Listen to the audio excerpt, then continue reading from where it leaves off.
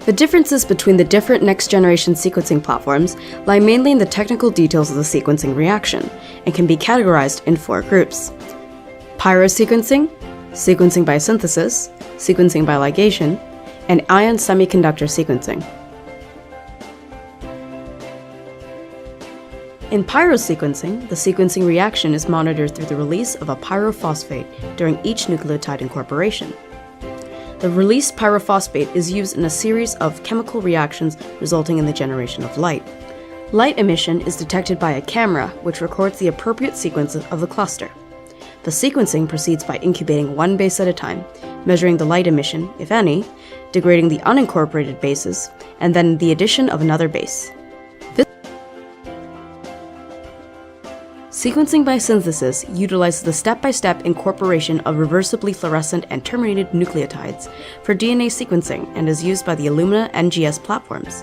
All 4 nucleotides are added to the sequencing chip at the same time, and after nucleotide incorporation, the remaining DNA bases are washed away. The fluorescent signal is read at each cluster and recorded. Both the fluorescent molecule and the terminator group are then cleaved and washed away. This process is repeated until the sequencing reaction is complete.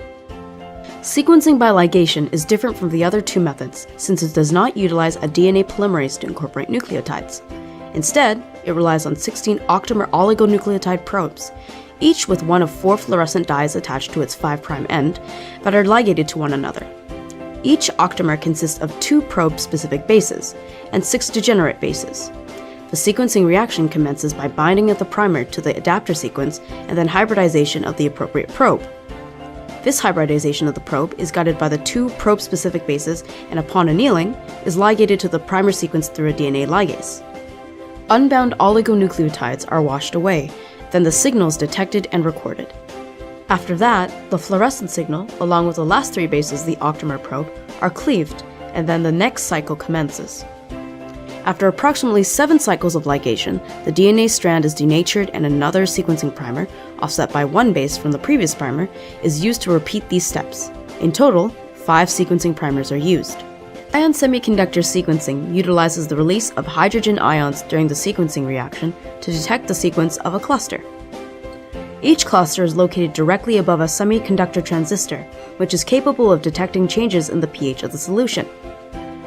During nucleotide incorporation, a single hydrogen ion is released into the solution and it is detected by the semiconductor.